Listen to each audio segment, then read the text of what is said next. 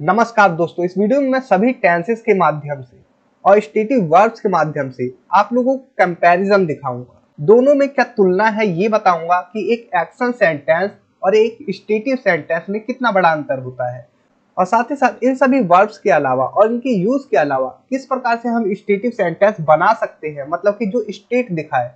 जैसा कि मैंने पिछली वीडियो में बताया था, जैसे कि ही इज हैप्पी, वो खुश है, यहाँ कोई एक्शन नहीं हो रहा। उसके पास एक कार है, ही हैज अ कार, यहाँ कोई एक्शन नहीं हो रहा।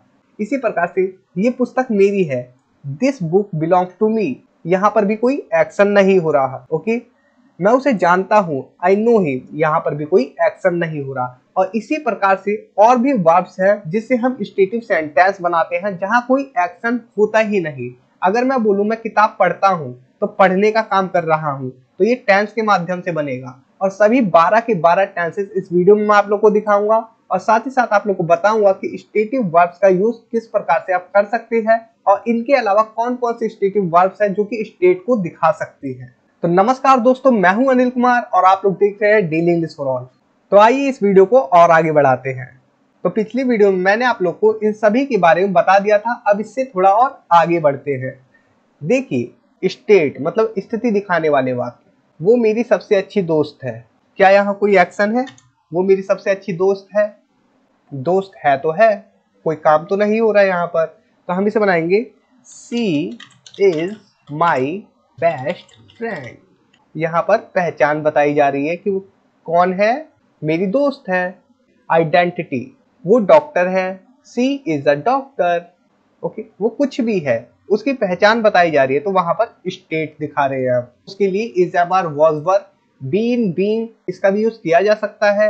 और इसी प्रकार से किसी भी चीज के लिए जितने भी ये वर्ड्स हैं, अगर इनका यूज किया तो हम वहां पर स्टेट दिखा सकते हैं और उस सेंटेंस को स्टेटिव बना सकते हैं। मेरे दो भाई हैं। ओके, अगर मैं बोलता हूँ मेरे दो भाई हैं, तो हम इसे कैसे बनाएंगे? अब इज एमआर वॉज वर का तो यूज नहीं होगा, मेरे दो भाई हैं, तो आई हैव टू ब्रदर। आप कहेंगे हैव टू ब्रदर्स, हाँ, किसी भी रिलेशनशिप को दिखाने के लिए हम हैव का यूज करते हैं। तो आई हैव टू ब्रदर्स, मेरे दो भाई हैं। अगर मैं बोलूँ आई हैव अ कार, मेरे पास एक कार है, आप कहेंगे ये कार वाला सेंस भी दे रहा है कि मेरे पास है, तो इसका मतलब तो ये हो गया मेरे पास दो भाई है। नहीं, जब रिलेशन की बात होगी तो ये हैव अलग सेंस देता है। जैसे आई हैव टू ब्रदर्स, मेरे दो भाई हैं। जब हम बोलते हैं आई हैव अ कार, तो ये अलग सेंस देता है, मेरे पास वाला। ओके, जब हम रिलेशन की बात करते हैं तो ये पास वाला सेंस नहीं देता है हैव। इतना क्लियर है? वो जवाब जानती है, तो सी नोज द आंसर। ओके, यहाँ पर क्या हो रहा है? ज्ञान या बोध, कुछ जानना, लेकिन ये कोई एक्शन नहीं है। ओके, जानती है तो जानती है आंसर। ये परफ्यूम बहुत अच्छी खुशबू देता है। अब देखिए यहाँ पर, दिस परफ्यूम स्मेल्स नाइस। ये परफ्यूम बहुत अच्छी खुशबू देता है। This perfume smells nice. Smells, महकता है। कैसी महक देता है? नाइस, अच्छी। अब देखिए यहाँ पर क्या कोई एक्शन है? नहीं है एक्शन। कोई परफ्यूम है, उसकी खुशबू आ रही है, तो इसमें क्या एक्शन है? इसमें कोई एक्शन नहीं है। यहाँ प्राकृतिक गुण दिखा रहा है ये परफ्यूम। ओके, प्राकृतिक गुण। तो इसी प्रकार से जो ये स्टेटिव वर्ब होते हैं, इन्हें हम ज्यादातर को आईएनजी फॉर्म में नहीं यूज कर पाते, लेकिन कुछ यूज भी हो जाते हैं, लेकिन उनका मीनिंग अलग हो जाता है। वो किस प्रकार से, वो जानने से पहले मैं आप लोग को बताता हूँ टेंस बेस्ड स्ट्रक्चर, मतलब कि जिसमें एक्शन होते हैं। अभी तक मैं आपको क्या बता रहा था? जिनमें एक्शन नहीं होते। ये सभी सेंटेंस क्या है? इनमें एक्शन नहीं है, लेकिन हम ज्यादातर हर प्रकार के वाक्य बना पा रहे थे। अब मैं आप लोग को दिखाने वाला हूँ एक्शन, मतलब कि टेंस बेस्ड स्ट्रक्चर। टेंस क्या करता है? क्रिया, मतलब वर्ब के समय को दर्शाता है। इसमें तीन मुख्य भाग होते हैं, आप लोग को पता होगा। प्रेजेंट टेंस जो वर्तमान काल को बताता है, पास्ट टेंस भूतकाल को बताता है, फ्यूचर टेंस भविष्य काल को बताता है। और इन तीनों के भी चार चार प्रकार होते हैं। जैसे कि हर टेंस के चार रूप होते हैं। सिंपल, जिसे हम इंडेफिनाइट भी बोलते हैं, कंटिन्यूअस, जिसे हम प्रोग्रेसिव भी बोलते हैं, परफेक्ट और परफेक्ट कंटिन्यूअस। अब मैं इन सभी के आप लोग को एग्जाम्पल दिखाता हूँ, जिससे कि आप लोग को अच्छे से पता चल पाए कि हम इनसे किस प्रकार के सेंटेंसेस बनाते हैं। कोई भी प्रेजेंट की हैबिट या आदत बतानी हो तो हम सिंपल प्रेजेंट टेंस का यूज करते हैं। जैसे वो किताब पढ़ती है, वो रोज स्कूल जाता है, तो कोई भी हैबिट बताना हो तो हम सिंपल प्रेजेंट का यूज करते हैं। तो वो किताब पढ़ती है, she reads a book, reads a book, वो किताब पढ़ती है। अगर हम बोले वो किताब पढ़ रही है तो ये कॉन्टिन्यूअस रूप है, मतलब कि जो काम अभी चल रहा है प्रेजेंट टाइम में, तो हम इसे बनाएंगे सी इज रीडिंग अ बुक। इसी प्रकार से प्रेजेंट टाइम में अगर कोई काम हो चुका है तो उसे बोलते हैं परफेक्ट, मतलब प्रेजेंट परफेक्ट। उसने ये किताब पढ़ ली है, मतलब कि उसने पढ़ ली है, तो हम इसे बोलेंगे सी हैज, और इसके साथ वर्ब की थर्ड फॉर्म आएगी। लेकिन रीड की थर्ड फॉर्म भी रीड ही होती है, इसलिए हम रीड लिखेंगे दिस बुक।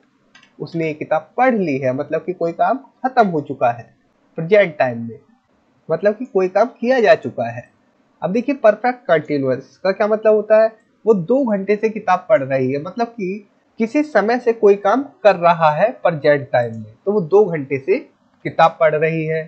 तो सी हैज बीन, यहाँ पर has been reading a book for 2 hours. तो यहाँ पर आप लोगों ने देखा कि यहाँ पर हर सेंटेंस जो कि टेंस पर आधारित है उसमें हम एक्शन को दिखा रहे हैं। यहाँ कोई स्टेट नहीं है, वो किताब पढ़ती है मतलब कि कोई काम करती है, किताब पढ़ रही है तो भी काम हो रहा है, किताब पढ़ चुकी है, किताब पढ़ने का काम हो चुका है, एक्शन हो चुका है, मतलब एक्शन हो रहा है हर वाक्य में, प्रेजेंट वाले में। इसी प्रकार से पास्ट वाले में भी एक्शन होगा, फ्यूचर वाले में भी एक्शन होगा।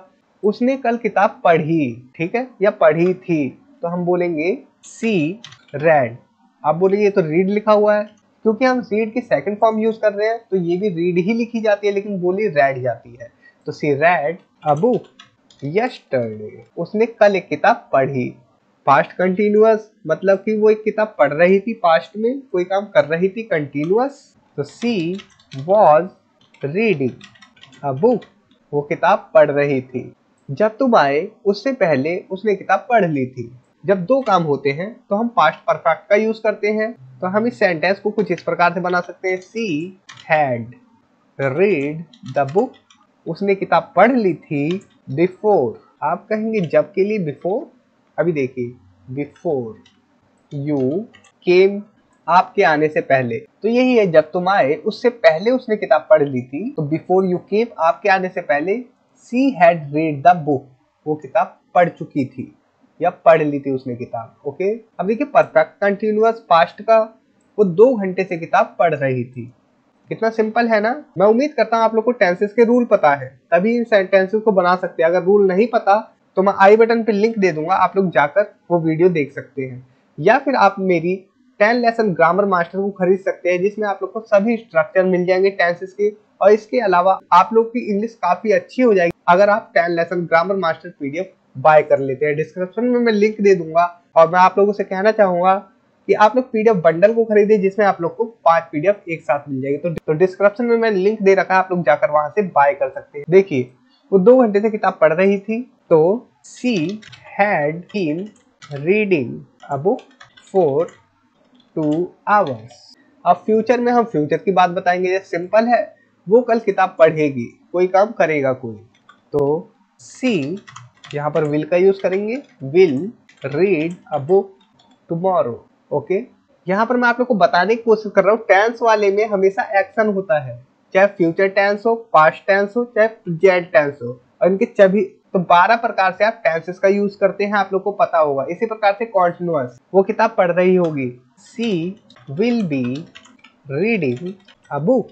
ओके, परफेक्ट, वो कल तक किताब पढ़ चुकी होगी, फ्यूचर परफेक्ट, कोई काम कर चुका होगा कोई फ्यूचर में, तो सी विल हैव का यूज करते हैं, will have read the book by tomorrow.